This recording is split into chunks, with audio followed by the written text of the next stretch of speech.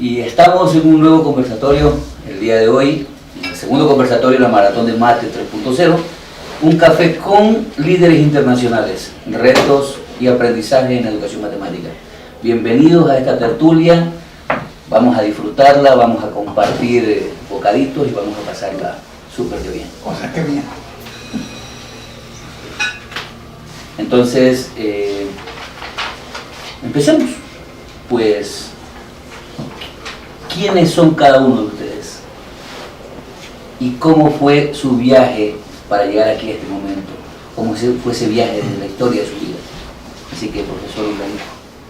Bueno, yo soy Uldarico Malaspina, vengo de Perú, y mi interés por la educación matemática, pues así llamada educación matemática formalmente, pues vendrá desde posiblemente de una participación en una RELME en México en 1998.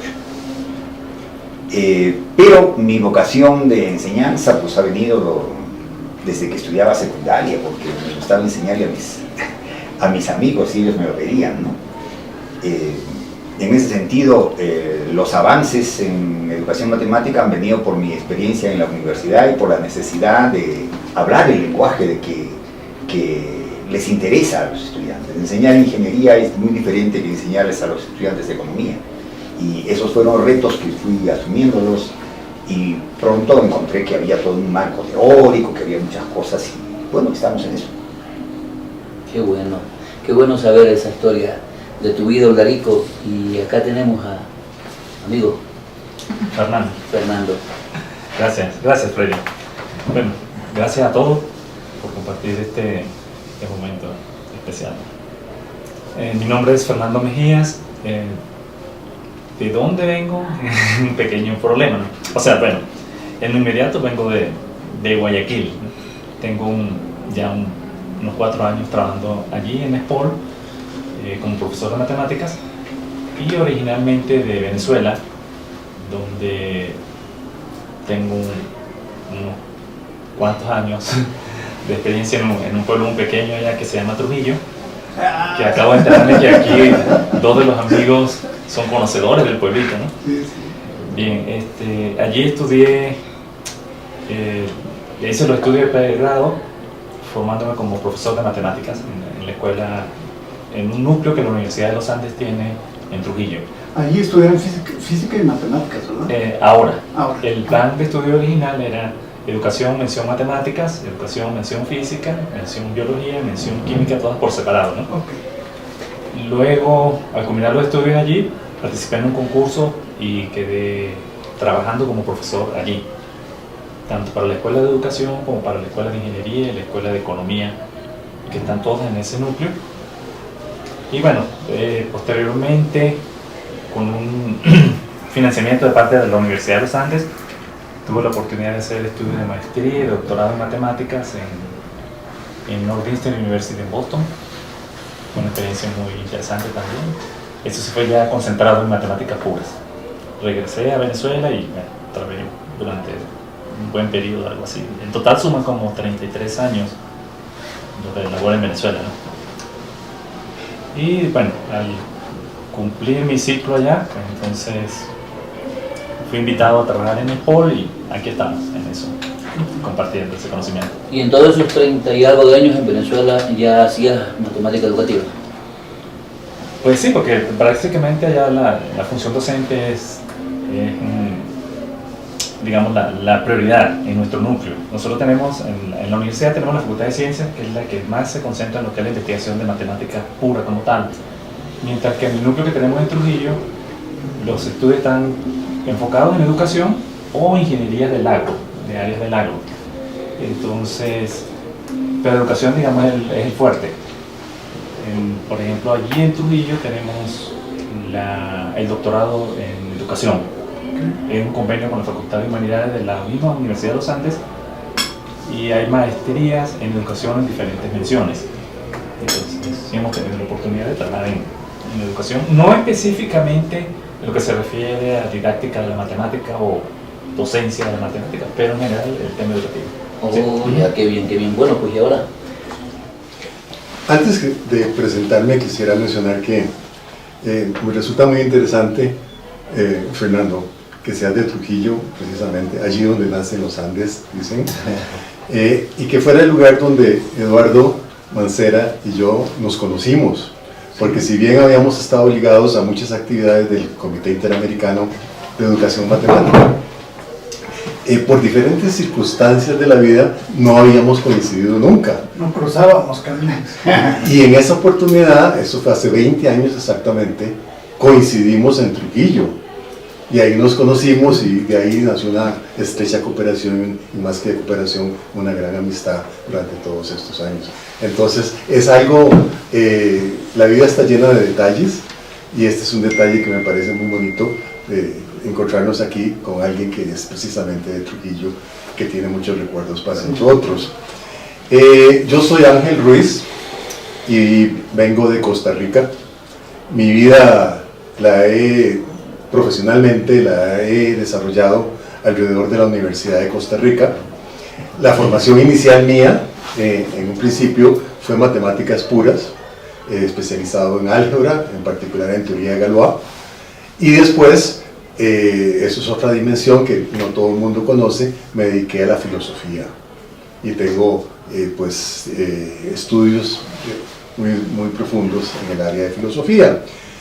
Estas cosas se conjugaron en la filosofía de las matemáticas, en la historia de las matemáticas, y hará unos 25 años todo eso fue desembocando en la educación matemática.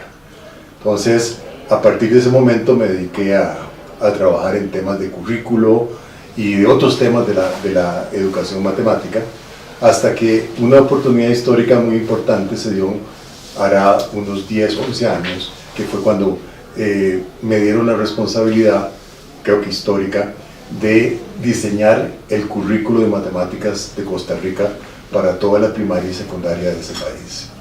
Entonces aquí estoy, después de ese periplo por diferentes áreas, pero nunca he abandonado la filosofía de las matemáticas. ¿Y desde Costa Rica capital o vienes de la periferia de Costa Rica? Yo nací en la capital de Costa Rica, en San José. Soy hijo de emigrantes republicanos españoles, exilados en Costa Rica, y eso también es un elemento que está en el background, como dicen, de las cosas que uno ha desarrollado profesionalmente. Qué bueno, qué interesante, pero sírvanse, no sean tímidos, no sean tímidos. Y ahora, tú. Bueno, soy Patrick Scott de los Estados Unidos y mi viaje para llegar aquí empezó en el 4º grado de primaria, cuando empecé a estudiar el español. Y en la universidad estudiaba matemáticas puras. Fui con el Cuerpo de Paz a Jamaica para trabajar en la formación continua de docentes de primaria, y luego pasé 2 años trabajando en Santiago de Chile en la formación de profesores de nivel secundaria. Un punto muy importante en el viaje fue conocer a mis 2 mejores amigos aquí, ambos en México, antes que ellos les conocieron entre sí. Entonces yo tengo 40 años con cada uno, casi 40 años. Ya están haciendo cuentas. 40 años de amistad directa, sí, con cada uno, sí, sin que se conozcan los 3. Yo estaba en el kindergarten. Qué barbaridad, qué interesante. ¿En qué parte de Chile? En Santiago. En Santiago de Chile, sí, en lo que era la Universidad Técnica del Estado, que ahora es la Universidad de Santiago, sí, en un programa que fue de formación de profesores en educación matemática y computación. Estaban pensando en los años 70 de la computación ya estaba en el currículo de la enseñanza media de Chile. Entonces formamos profesores para matemáticas y computación, reemplazando matemática y física. entonces. No hay un violín también. Qué bueno. Muy bien, gracias. Y gracias a ti también por invitarme. estar aquí con nosotros. Muy contentos de tenerte. Y finalmente, pues, tenemos Pues, aquí a... yo no sé ni qué hago aquí, pero la verdad es que yo andaba por otros caminos, entre ellos, como todo mozalbete, sin definir su vida, no sabía uno qué quería, aunque leía mucho, sobre todo de psicología, y con unos amigos empezamos a formar un grupo de rock, obviamente, no por la música, sino por tener la oportunidad de conocer muchachas. Y después nos metimos un poco a la cultura latinoamericana, en donde estuve yo tocando música en un grupo de folclore, de música latinoamericana. Ahí conocí lo de cuatro, y de Argentina, los chachaleros me encantaban, música ecuatoriana, los pasillos, de la costa, con acordeón tocábamos cosas y con tambores. Era muy emocionante porque tenía una parte cultural muy extensa, pero en el intermedio yo tuve que meterme a estudiar matemáticas porque no querían en mi casa que estuviera de golf. Entonces me dijeron, pues métete a estudiar algo, y me metí a la escuela de matemáticas. Y en realidad no se me dificultó mucho, pero tampoco no era algo así que uno pudiera pasar fácilmente. O sea, empezaba yo a darme cosas que no entender por qué. Hay cuestiones que no se aproxima uno rápido a las cosas, ¿no? En mis estudios anteriores era bueno yo factorizando, resolviendo ecuaciones, haciendo un montón de cosas. Cuando llega uno a la escuela de las matemáticas se rompe toda esa parte y empieza uno a ver otra cuestión, y me fascinó el razonamiento, la formalidad, y empecé a tomar un poco de cariño por algunas cosas. En la carrera que yo estudié, que fue la de física y matemáticas, llevábamos materias de física y de matemáticas, y yo odiaba la física. Entonces ya después la estuve creyendo mucho, pero en realidad lo que me metió mucho en la parte educativa fue que, bueno, un poco para tener algo de recursos, se mete uno a trabajar como maestro en secundaria primero, y es una trampa, porque ahí pude ver que muchas de las inquietudes que tenía uno de joven, de cambiar al mundo y todo, se cristalizaban en la parte educativa. Si hay un mecanismo, un camino para cambiar a la sociedad, es la parte educativa. De eso estoy convencido desde mucho tiempo. Y entonces, pues ya que estaba avanzando en matemáticas, traté de tener una formación mejor en matemáticas, pero también en educación. Entonces me metí en temas como educación de adultos, educación indígena, educación rural, educación técnica, formación de maestros, y anduve de chismoso por todos lados, ¿no? Porque me queda claro que para entender la educación se requiere meterse de cabeza a todo el sector educativo. Y eso me llevó a ser funcionario y a hacer otras cosas, pero en el camino encontré justamente mucha simpatía con Patrick, que fue el primero que conocí. Él llegó una vez a la Universidad Pedagógica donde yo era maestro, y bueno, hicimos buena amistad, y de ahí, desde entonces, pues nos comunicábamos, y de hecho el culpable de que esté yo en el Comité Interamericano de Acción Maternal es Patrick, porque Ángel lo conocí después, allí justamente en tu lugar de vivir en Venezuela, y a partir de ahí empezamos a hacer cosas juntos, y ha sido una cosa maravillosa de poder aprender de ellos, y a partir de ellos conocer más personas, ver las cosas de otra manera, y de alguna manera eso es lo que me trajo acá finalmente, ¿no? O sea, ya ha habido mucha actividad que hemos estado haciendo juntos, hemos participado en muchos congresos juntos o separados, pero siempre ha habido una trayectoria que nos empuja cada vez más a buscar buenos caminos para la enseñanza de la matemática. Un Eduardo Mancera que viene desde lo folclórico, de la música, pasa a convertirse en matemático y termina seducido por la educación. Sí. Qué interesante. Y las educadoras. Bueno, pues, qué interesante conocer cada uno de los detalles de sus particularidades para este servidor, Freddy Rivadeneira, Eres como de un Ecuador. confesor. Parezco confesor, parezco que los he confesado, que les he sacado cosas a ustedes que no querían decir. Para mí, como representante tal vez de Ecuador, o como una de las personas educadoras interesantes, tener 5 realidades, 5 países, 5 visiones diferentes de lo que significa ser tal vez un docente de matemáticas. Tengo a Aldarico, que sale de la matemática pura y termina en educación matemática. Fernando igual, matemático puro y termina en educación matemática. Lo mismo Ángel, lo mismo Patrick, lo mismo Eduardo. Pero yo puro matemático, no. Puro después, ¿no? Pero terminan ustedes aterrizando en educación matemática, y eso es algo súper interesante, ver cómo una disciplina, de pronto por muchos vista muy fría, termina dando el calor a cada una de sus vidas. Y en función de esa formación académica que ustedes tienen, en función de esa experiencia que tienen, ¿qué creen ustedes o cómo creen ustedes podríamos tener una educación matemática de calidad? ¿Qué deberíamos hacer cada uno? ¿Qué recomendaciones podrían darnos? Una pregunta fácil, ¿no? Las preguntas medio difíciles. Yo tengo una cosa que quiero enfocarme. Es que todos los educadores, docentes, administradores, todos, deben pensar que su trabajo principal es mejorar su trabajo. Y si ha sido difícil para mí enfocarme en eso, que cada vez que hago algo debo hacerlo mejor.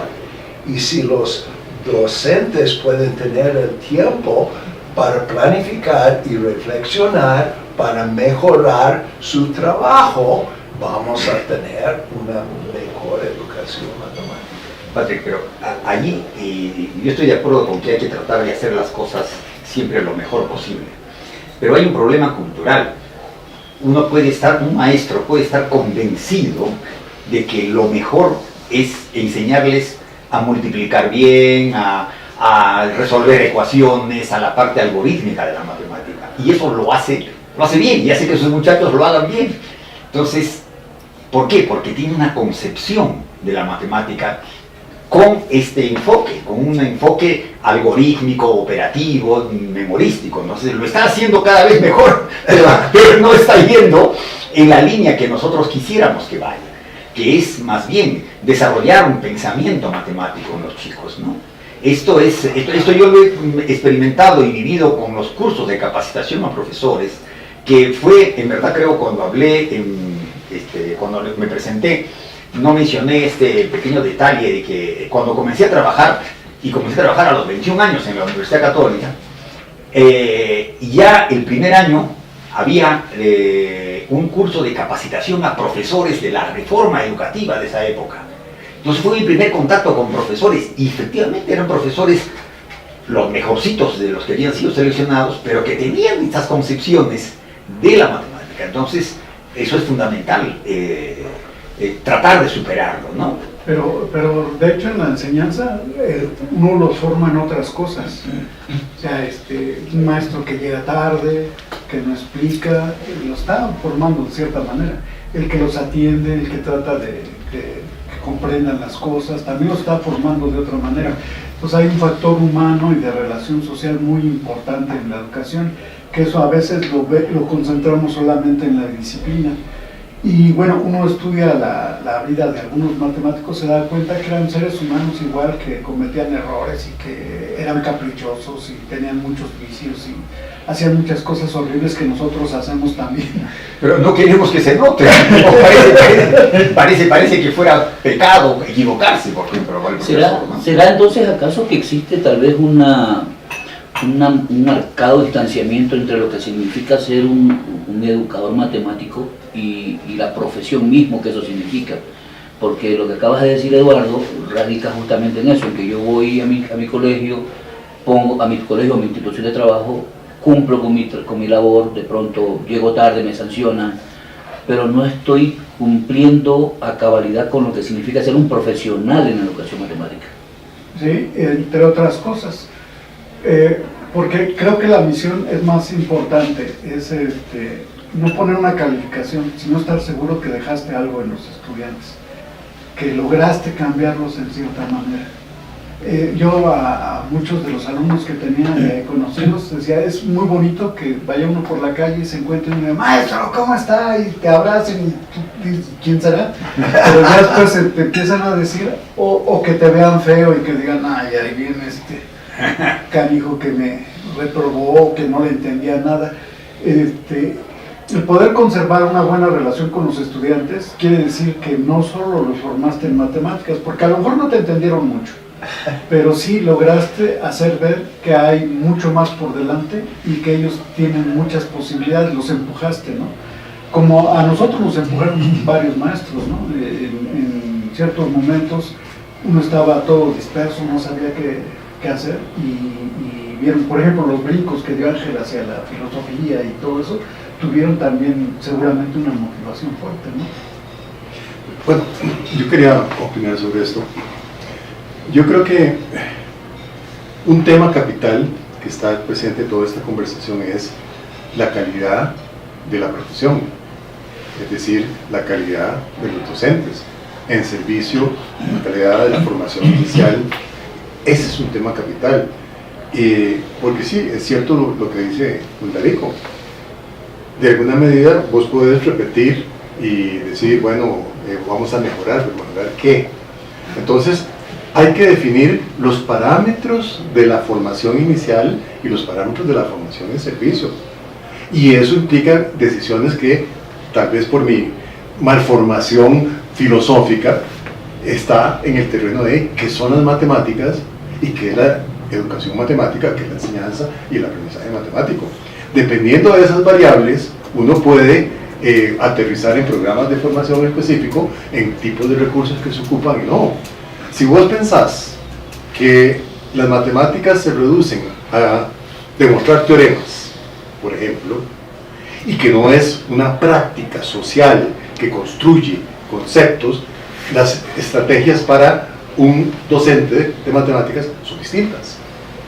Entonces, yo creo que uno de los grandes desafíos que tenemos en este momento, y esto no solamente para América Latina, nuestros países, sino para el mundo, es el tipo de formación que reciben nuestros docentes, la calidad. Y eso es lo que hace posible que un profesor, un docente, llegue al aula y enamore a los estudiantes, que genere ese clic que dice Eduardo, que se potencie y diga, esto me interesa. Pero para eso se requiere también, aparte de los programas de formación, algo que es importante, que es la selección de las personas que van a enseñar. Porque por lo menos yo he visto eso en Costa Rica, muchas personas no llegan ahí por vocación. Llegan porque, hombre, es más fácil entrar en la carrera de enseñanza de matemáticas que en ingeniería, sí, o arquitectura o medicina. Aunque sea de maestros, sí. Entonces, y eso hace una diferencia, porque entonces ya es gente que llega, voy a hacer esto porque, hombre, o gente que fracasa como matemáticos y llegan allí y dicen, entonces esa gente no va a lograr ese efecto que nosotros queremos. Y eso yo creo que está en el centro del debate. ¿Cómo lograr que las personas que estudian matemáticas, que se forman como profesores de matemáticas y que van a las aulas, sean de una calidad extraordinaria? Y eso no es solamente un problema individual, es del sistema.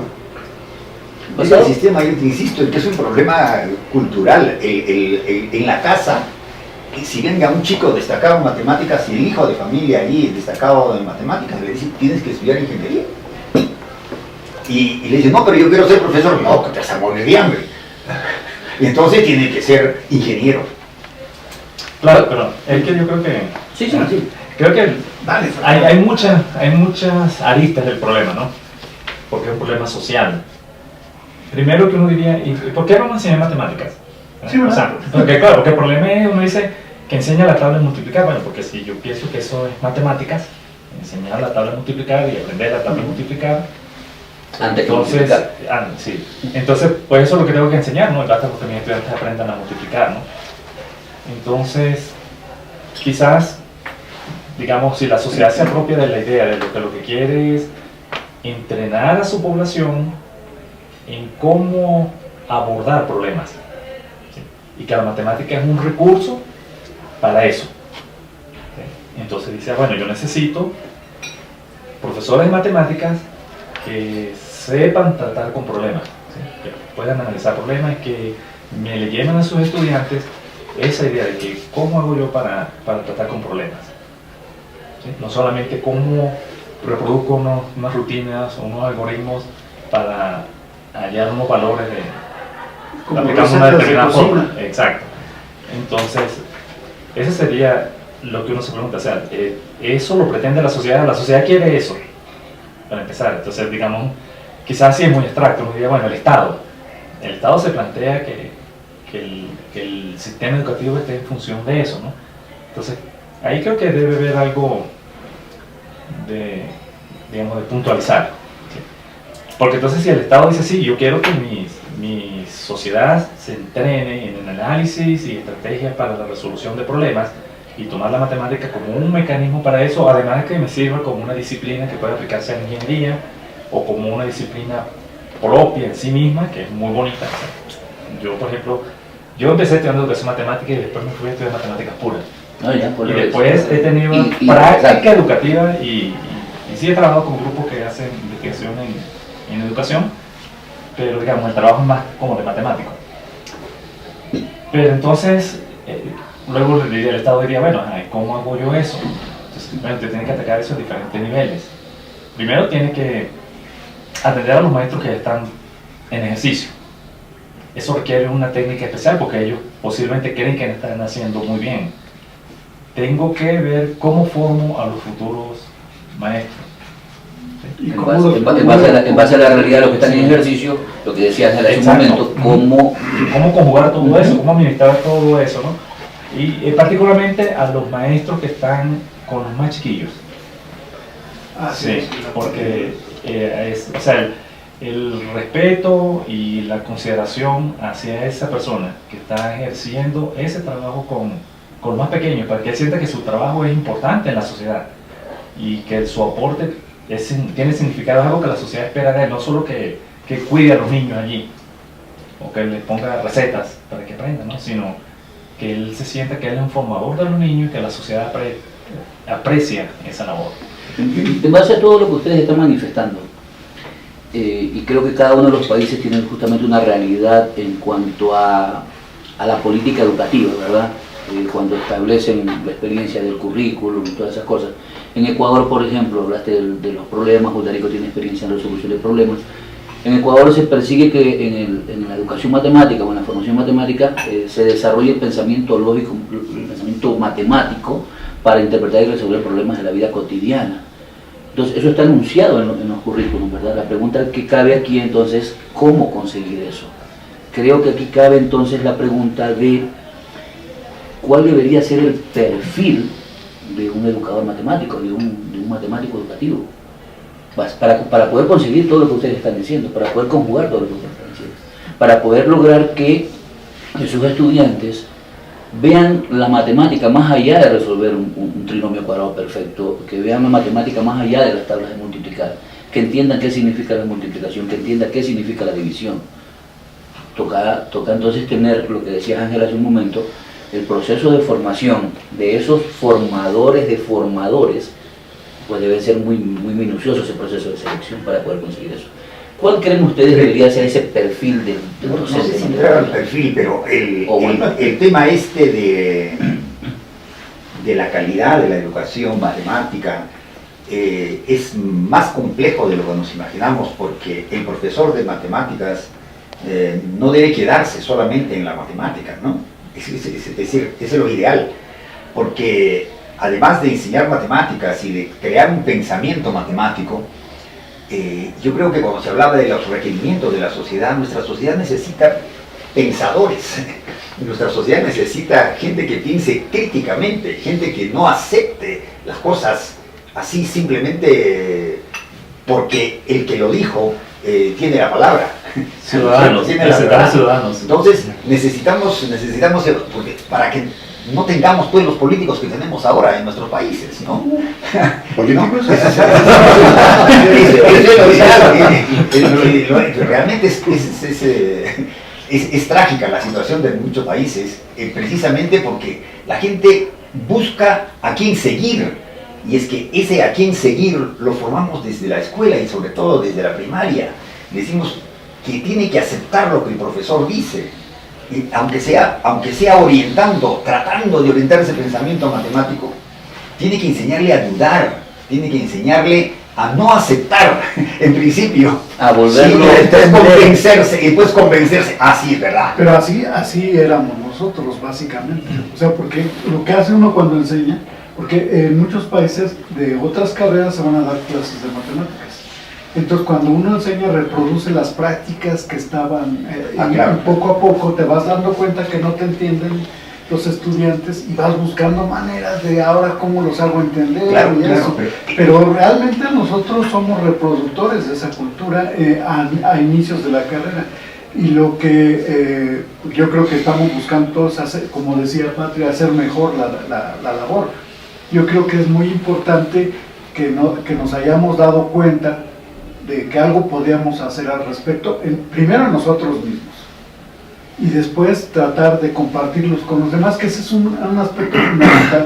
En matemáticas hay poco trabajo colegiado, y sobre todo con los maestros. Casi no se reúnen, casi no comparten, tienen su ranchito, su salón y su ranchito, y nadie entra ahí, ¿sí? Y muchas veces no los ves tú trabajando sobre una lección o algo así, como lo hacen en unas tendencias, ¿no?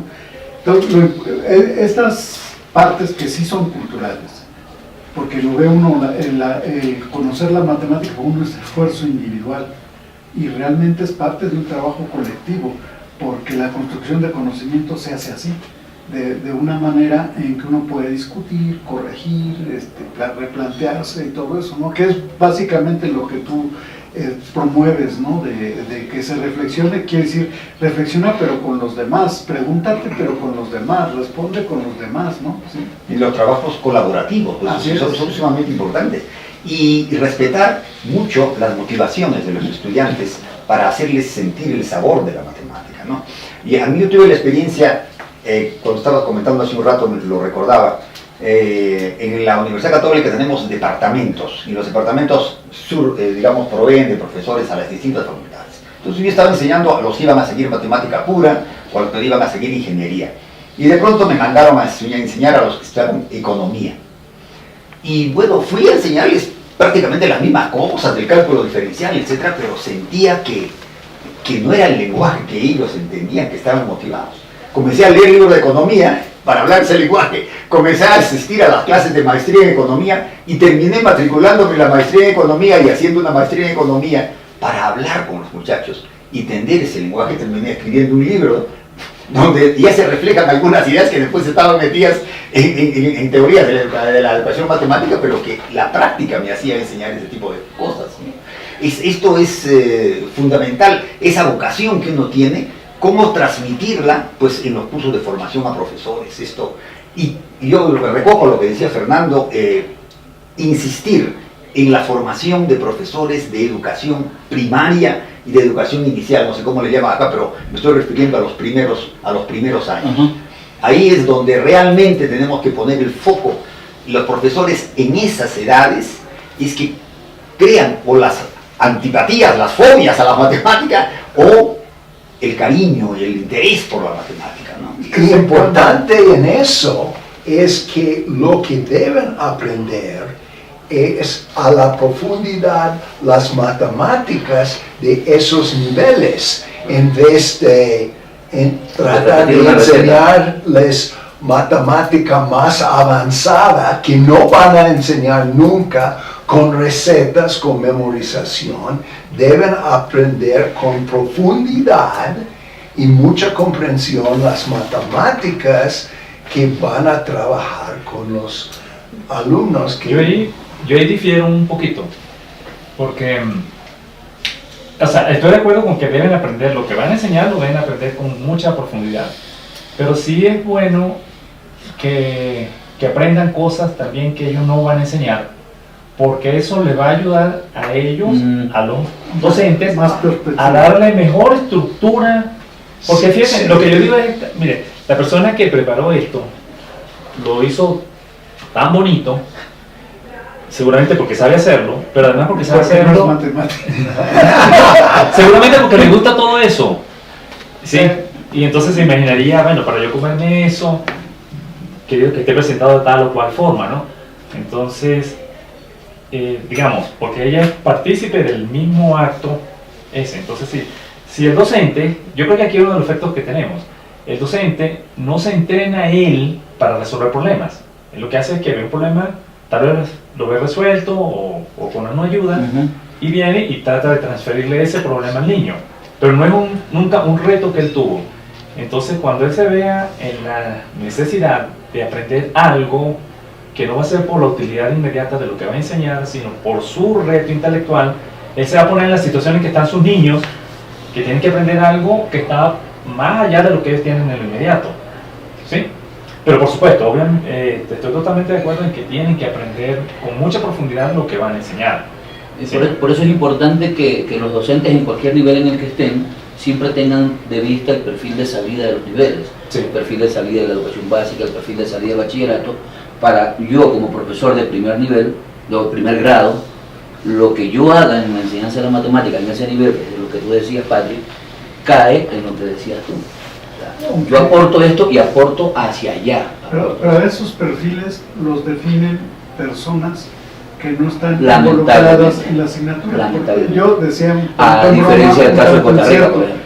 que a veces los perfiles que se manejan en los sistemas educativos son definidos por pedagogos o por psicólogos que de alguna manera escogieron esas carreras para huir de las matemáticas y forman acotaciones para las matemáticas.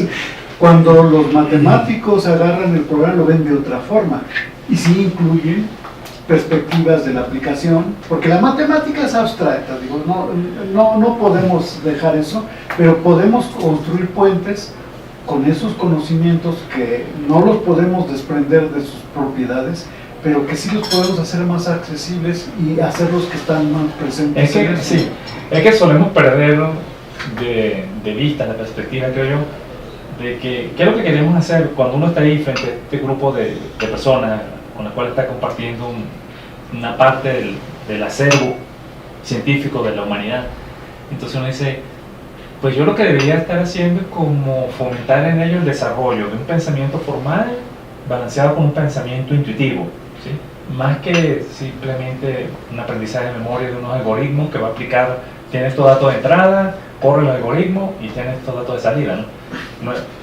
Ahora, el asunto es que creo que muchas veces, la mayor parte de las veces, la rutina diaria de la docencia se queda en este aparato y deja, ni hace para el desarrollo del pensamiento formal ni para el pensamiento intuitivo. Y lo que puede ocurrir a veces, que era una crítica que nosotros hacíamos en la escuela de educación, es que se pasa a otro extremo. Entonces que yo me quedo, ¿sabe qué? Que un objeto más otro objeto son dos objetos. Pero sí, o sea, solo en lo meramente sensorial. ¿Sí? Entonces con el juego yo me limito a que con el juego el niño aprende, pero entonces no doy el paso hacia arriba, a una metacognición. Sí, exacto. Entonces es difícil mantener ese equilibrio. Yo quiero decir algo. Es cierto que tiene que... Ya, Doctor Mancera, por favor. Es que me sorprendió. Me puse nervioso. Yo pienso, como Patrick, que en efecto las personas que enseñan el nivel básico tienen que saber la materia que van a enseñar. Como en cualquier otro nivel tienen que saberse e incluso ir más allá. Pero la realidad es que nosotros vivimos en países donde eso está en el límite inferior. Hay ocasiones en que nosotros tenemos, en el caso de Costa Rica, profesores de primaria que en todo su programa de formación no reciben un solo curso de matemáticas. Wow. O sea, no solo 4 horas, como decía esta mañana Eulalia, que pasa, o vos decías, no, nada. ¿Por qué? Porque hay especialidad de ciencias sociales o de estudios sociales y tal cosa. Se van por ahí, obtienen el título, van a trabajar y nunca llevaron matemáticas. Entonces el problema no es parte del supuesto que como ya las llevaron, ni siquiera, o sea, el punto vuelve a lo mismo, amigos. Los programas de formación, yo estoy de acuerdo en lo que ustedes dicen, pero eso es un contenido, no estamos entrando al problema de fondo. El problema de fondo son los programas de formación, en particular los programas de formación inicial. Hace muchísimos años sabemos que hay que incluir matemáticas en el nivel que haya que incluirlo, que hay que incluir pedagogía general en el nivel que hay que incluirlo, y hay que incluir pedagogía específica. Hoy decía Eulalia sobre Ecuador que la pedagogía específica es débil en los programas de formación que se están teniendo en el país. Pero estamos hablando de algo que tenemos 60 años de estar trabajando, de cómo se hace esa sinergia, esa integración de todos estos procesos, de cómo está la didáctica, la pedagogía de las matemáticas para primaria, para secundaria, para los niveles que sean, y eso se hace. No, podemos hablar de que hay que construir problemas y resolverlos como vos decís y todo eso, pero si los programas siguen siendo cajones separados que dan pedagogía y currículo para el universo en general, 16 carreras, matemáticas que no tienen nada que ver con cómo se construye esto en los aprendizajes de aula, no vamos a avanzar. Entonces yo siento, y vuelvo a lo mismo, el debate gira en torno a los programas de formación inicial por un lado y a los programas de capacitación y de formación en servicio. En Costa Rica nosotros estamos generando, aunque yo sé que Costa Rica es un país microscópico, porque es muy pequeño, tenemos una colección de 15, 50 personas que formamos al año, tal vez un poco más, pero tenemos alrededor de 30.000 profesores en servicio. Y esos están haciendo el bien o el mal. Y van a durar mucho tiempo. Y van a durar hasta que se pensionen. Entonces, la estrategia tiene que ser integral. Pero no podemos prescindir de lo que son ya conquistas, resultados, lecciones de la experiencia mundial de una disciplina que tiene ya más de 60 años. Entonces, estamos hablando de enseñanza de matemáticas como si no existieran ya resultados importantísimos. ¿Cómo se pega eso en los programas? Wow. Grandes desafíos.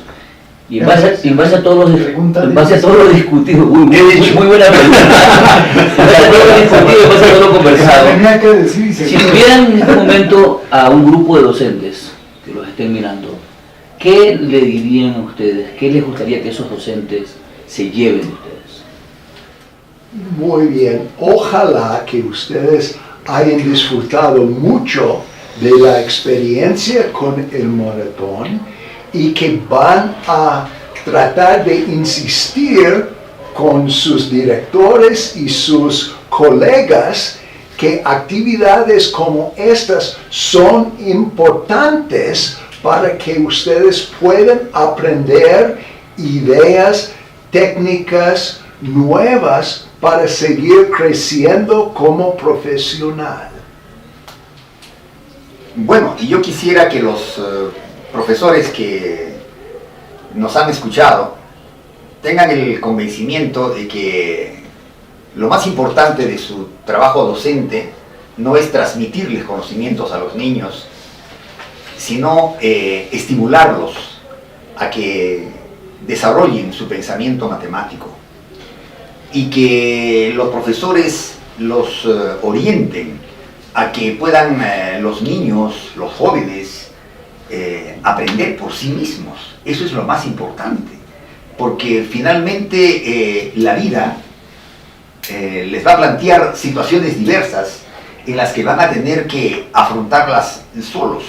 Esa responsabilidad, esa duda ante las cosas y esa negación en primera instancia quizás para aceptar algo debe ser muy importante en la actitud que tengan los niños. Y esto no se enseña solamente con contenidos matemáticos, se enseña con el ejemplo, se enseña con la pasión que el profesor transmita a sus estudiantes sobre lo que es la matemática y sobre, en fin, sobre cualquier materia que esté enseñando. Yo creo que eso es fundamental en la tarea docente, ¿no? Bueno, pues yo quiero comentarles algo que en mi experiencia me ha dejado una huella importante, que es cuando empecé a trabajar en posgrados con profesores. tenía gente que trabajaba en preescolar, generalmente educadoras, y después maestros de primaria, maestros de secundaria, de bachillerato, incluso de educación superior. Y las mejores fueron las educadoras, porque ellas tienen mucha atención en el niño, les importa el niño. Y entonces, aunque trabajan pocos contenidos de matemáticas, lo hacen desde una perspectiva más global y están todas las noches preparando sus materiales y haciendo una serie de cosas y cumplían con los trabajos que se les dejaba y participaban constantemente. Matizaba después con los maestros de primaria y eso hay que mejorarlo, porque el maestro de primaria tiene que ver en muchos lugares con todas las materias, es un solo maestro para todo, puede integrar, esa es una gran ventaja, pero en determinado momento tiene un toque más académico. Sin embargo, el niño sigue estando presente. El centro de la educación en primaria es el niño. Cuando llega a secundaria, y quiero aquí tal vez aclarar, porque para secundaria para unos es un ciclo de 6 años, para nosotros es de 3 años, y luego sigue bachillerato, que es otros 3 años, y sería el ciclo de secundaria en otros países, ¿no? O menos en algunos grados, en otros casos, ¿no? Creo que Costa Rica, ¿no? Son 5. 5. Bueno, en secundaria ya cambia la perspectiva, porque entonces parece que el foco está en la disciplina y en el maestro. O sea, se olvidan de los... Por ejemplo, hay una cosa curiosa, hablan de pedagogía siempre, pero ya en ese nivel donde empiezan a volverse adolescentes deberían de hablar de pedagogía, y nadie habla de pedagogía. Igual cuando están trabajando en educación de adultos hablan de pedagogía, cuando debe ser andragogía. Entonces, a veces se confunden las partes que utilizan para organizar la educación por no prestar atención en mínimos detalles y desviarlos. La atención del maestro en matemáticas es casi, en secundaria, es casi exclusiva y no se mete con ninguna otra materia. Y el estudiante pasa a segundo término porque o hace lo que yo digo o no lo hace. Entonces, ahí hay una cuestión importante que se tiene que tener. Yo creo que hay un muy buen ejemplo en los maestros de preescolar y primaria y que se debería de retomar eso. Que eso es a mí lo que me motivó, porque yo estaba muy joven y a veces los estudiantes te toman como un padre sustituto, te empiezan a contar sus cosas, empiezas a escuchar historias que nunca más te imaginabas que ocurrían y esperan un consejo de ti que es un mozalbete, ¿no? Entonces se tienen que preparar hasta en eso y hay esta componente de la que no se habla y ahora últimamente hablan de los valores y que enseñar virtudes y todo eso, porque educamos no solo en la disciplina, educamos también para la vida. ¿Sí? Independientemente de que estemos en cualquier nivel, incluso los que están en profesional, ¿no? Entonces yo diría que los maestros deberían tomar en serio 2 cosas. Hay un decálogo de Paul, ya voy a mencionar algunas cosas, donde dice, se debe de interesar en la materia. Si no está interesado en la materia, no tiene caso, ¿no? Yo recuerdo un curso de capacitación que daba porque fui responsable de una reforma en mi país y trabajaba con miles de maestros y en determinado momento me tocó un curso con un maestro que me dijo, sí, necesitamos muchos cursos de capacitación porque yo soy dentista y estoy enseñando matemáticas. Y le dije, perfecto maestro, usted va a recibir cursos de capacitación, pero en orientación vocacional, porque lo que usted tiene que saber es matemáticas para enseñar matemáticas y tener toda una situación que le permita desarrollar la tarea adecuadamente. Hay problemas todavía entre qué tantas matemáticas y qué tanto de formación docente, pero esa es una cosa que no se ha resuelto, no desde el siglo pasado, desde mucho antes, ¿no? El tema es que el que está formándose para maestro debe tener la convicción de que quiere ser maestro, ¿sí? Y debe de hacer la tarea, no necesariamente como conforman los planes de estudio, porque a veces están hechos muy mal y retroceden, ¿no? En la actualidad yo he visto planes de estudio en donde se regresa a la escuela de los 40. Incluso en Estados Unidos hubo la famosa guerra de las matemáticas entre los que decían que había que regresar a lo básico y romper con los constructivistas, ¿no? En Nueva York y en Los Ángeles hubo un movimiento ahí. Y eso se está dando en varias partes del mundo, incluso en mi país. Entonces yo lo que digo es, tómense la tarea en serio. ¿Por qué? Porque no es tanto qué tanto puedo aprender de matemáticas, sino es qué tanto puedo yo transformar a los estudiantes y ayudarlos a meterse en un camino adecuado, interesarlos por la ciencia, interesarlos por otras herramientas que puede darles la matemática. Eso es fundamental. Si no creen que no lo pueden hacer o no están dispuestos a dedicar su tiempo a los estudiantes, sería mejor hacer otras cosas. En mi criterio, una de las cosas más importantes que debe tener en mente un docente es que es un profesor y un líder en la construcción de aprendizajes y en el desarrollo de capacidades matemáticas superiores. No es simplemente un transmisor, como he dicho, de información, ya sea procedimental, incluso conceptual, porque también se puede dar ese caso, sino que es un constructor de aprendizajes y de desarrollo de capacidades o competencias. Y eso es una responsabilidad extraordinaria. Y cuando se asume esa vocación, que bien dice Eduardo, es un punto de partida, esto es un trabajo para toda la vida. Todo el tiempo, como bien lo decía Patrick en un primer momento, es mejorar ese trabajo de gestión, ese trabajo de desarrollar esas competencias en la construcción de los aprendizajes. Y es una responsabilidad, en mi opinión, mayor en este periodo, porque es lo que yo he llamado ya desde hace algún tiempo el punto de inflexión en que vivimos. Un punto de inflexión en el que tenemos las consecuencias de una pandemia durante 2 años, que ha generado retrocesos extraordinarios en nuestros jóvenes. La generación que ha vivido esos 2 años, y si se le suman otros problemas en algunos países, más años, es una generación terriblemente golpeada. Y no es la misma de hace 4 años o hace N años. Es una generación que ha sufrido esas consecuencias y no la podemos abordar de la misma manera que lo haríamos como en el pasado. Entonces, hay un elemento de pospandemia que tenemos que integrar. Pero al mismo tiempo todo esto se conjuga con la emersión fuerte, potente de nuevas tecnologías. Ahora el tema que se discute en muchas partes es sobre la inteligencia artificial. Y puede ser un tema de moda, pero no es solamente un tema de moda. Es una tecnología que puede tener implicaciones importantes para la educación, en particular para la enseñanza de las matemáticas. ¿Cómo se aborda eso en el actual contexto? No podemos evadirlo. Y para nadie es un secreto que vivimos en escenarios políticos y económicos inestables en muchas partes de nuestros países.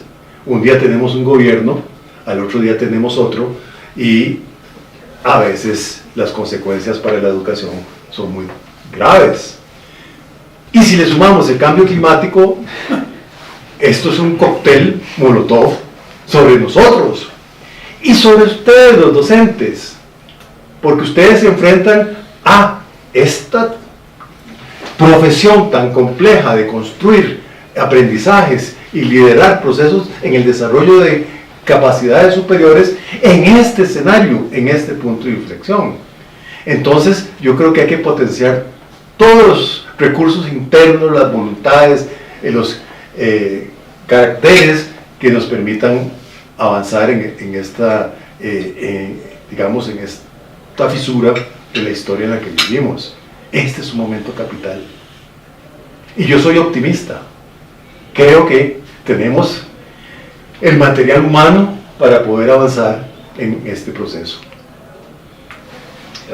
Yo lo voy a hablar entonces más desde el punto de vista personal, así concreto. Yo tengo ya varios años tratando de aprender matemáticas. Considero, por lo poquito que he podido estudiar, he llegado a la firme convicción de que es la más bonita de las ciencias. ¿Sí? O sea, un instrumento intelectual, o sea, una herramienta de mucho valor que vale la pena estudiarlo. Y estudiándola, pues, uno adquiere método, adquiere disciplina, pasa por frustraciones, pasa por desesperanzas, por sentirse un día arruinado, y al otro día con un poco de fuerzas, y al día siguiente con la alegría de haber vencido un problema para empezar con otro y continuar, ¿no? Entonces toda esta variedad de emociones suelen terminar en la alegría esta de comprender algo, de que comprendí un poquito más de lo que comprendí ayer. Eso de por sí vale la pena. O sea, creo que eso hay que ensayarlo, bueno, ensayarlo. Y hay otra satisfacción que es bien grande cuando uno está frente a otra persona y le ayuda en este proceso de comprender algo que sabemos que es importante, que sabemos que tiene un nivel de complejidad, sabemos que tiene una cantidad de mitos y hay una cantidad de prejuicios en torno a eso, los cuales tienen algunas veces fundamento real, otras veces no es real, pero en todo caso están allí. Y conseguir que otro ser humano sea partícipe de esto, de la emoción, o del complejo de emociones que pasa por la frustración de no comprender algo, de hacer un intento y no resolverlo, hacer otro intento y tampoco resolver, hacer un tercer intento y tal vez resolver, y volver a empezar, pues es gratificante. No siempre es apreciado, no hay que esperar que la sociedad lo va a reconocer, que el Estado lo va a reconocer, no hay que formarse muchas ilusiones, pero sí tiene incidencia en la vida de estas personas, ¿no? Y bueno, comprender que parte de la retribución que vamos a recibir está allí, está en esa persona, no en los demás, no necesariamente en los logros materiales que pudieran venir acompañados, que también es importante que la sociedad los asuma. Pero se puede ser feliz haciendo ese trabajo, se es feliz. Se pasan momentos difíciles, otros no tan difíciles. Hay una variedad. Y eso es la vida, ¿no? Vivir, experimentar esa variedad de emociones en ese proceso de construirnos unos con los otros, con algo que es muy bonito realmente. O sea, vale la pena. Solamente quería añadir que a lo que han dicho ustedes sobre la formación de profesores, que es tan importante, la formación de los futuros profesores, o sea, los que están formándose, y de los profesores en ejercicio, es fundamental